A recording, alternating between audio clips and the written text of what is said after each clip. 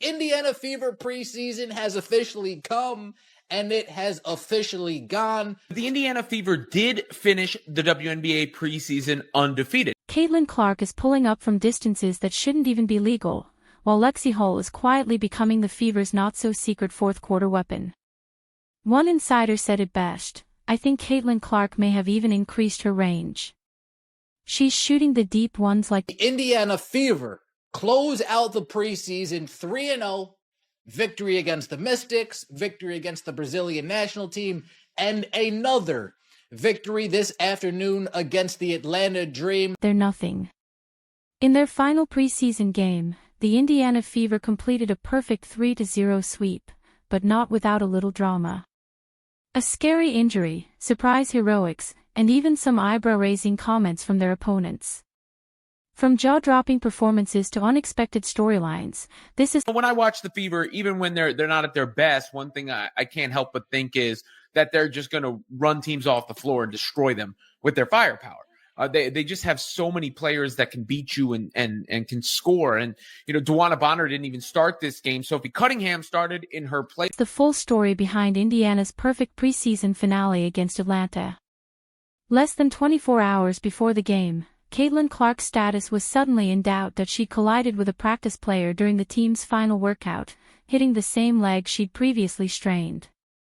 Fever fans were glued. They're just doing a drill, and if you're looking what happens here. Caitlin Clark pulls up. Caitlin Clark pulls up immediately. And a lot of people are saying that it's not the end. Glued to their phones, waiting for updates. Would she play? Would this affect her debut season? Team medical staff scrambled, social media buzzed, and fans held their breath. Then finally, the announcement: Clark was cleared to play. Not just play, start. From the opening minutes, Clark made a statement. She launched from way beyond the arc, draining threes that looked like logo shots. One particularly deep triple brought back memories of her iconic Iowa buzzer beaters.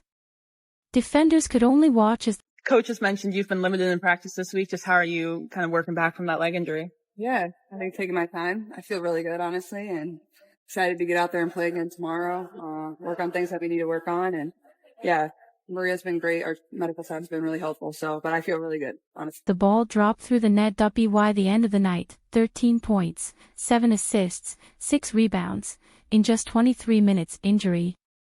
What injury? Lexie Hull. There's no reason to overdo anything right now. It's been the beginning of the season. Still don't play here for another week. The last 2 days have been really, really good for myself. You know what started? What caused it to get her? I don't. Probably just a little too much basketball. I think, Fourth quarter hero with the game tight heading into the fourth. It wasn't Clark who took over. It was Lexie Hull. Last season, Hull finished the year as one of the hottest three-point shooters in the league.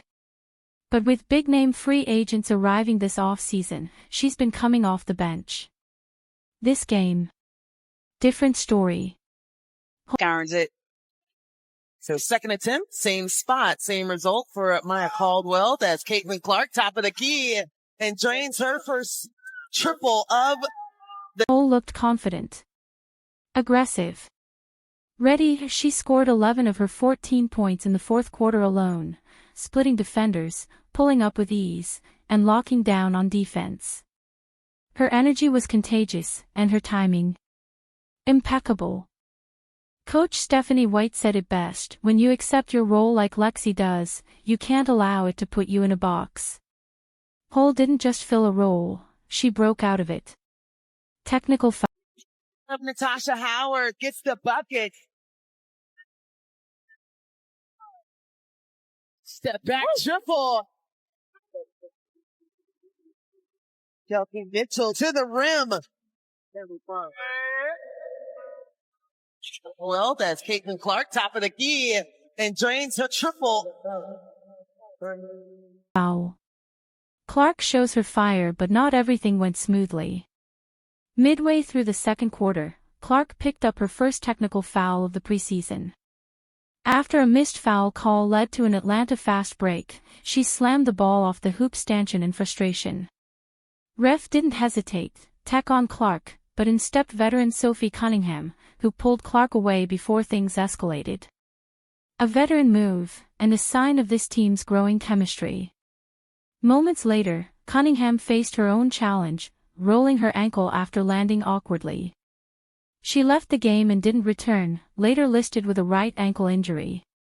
Coach White tried to ease concerns. Sophie said, "I'll be fine." And now BG says she's rediscovered her love for the game, saying Atlanta reminds me of home. I'm back in the South, and this was the best decision of my life. She is completely fine, just needing rest, so we will not see her for the rest of this ball game. Yeah, we can't give out all our weapons. Turnover as Matt Caldwell got a little too deep.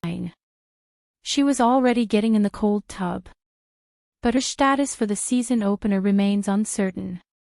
I think more than anything, just being able to practice with our team. We're getting a lot of good reps in practice. And I think, confidence comes from that. Confidence comes from getting the reps, the game-like reps, over and over again in practice. And, our team's super competitive. So every single day that we've had of training camp so far has felt pretty much game-like. Like we're all taking it very serious, and it starts in practice. Sportsmanship and respect despite the tension, the game ended with moments of pure class. Players from both sides hugged it out.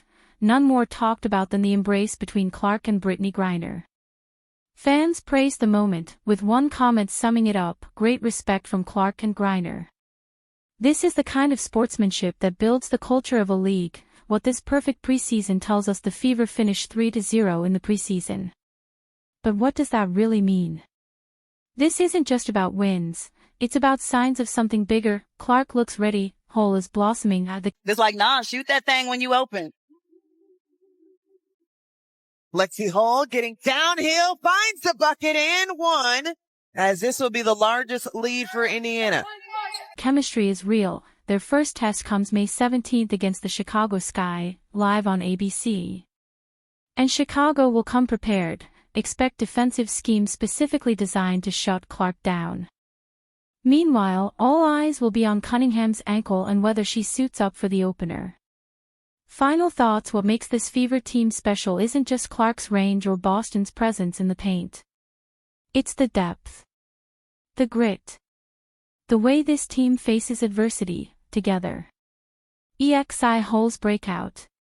Cunningham stepping up as a leader. With such a high level of confidence. You saw that the second half of last season, her starting to grow into that. I think you saw it a lot in Unrivaled as well. It unlocked, I think, a little bit of creativity. I think sometimes when you're a young player in this league,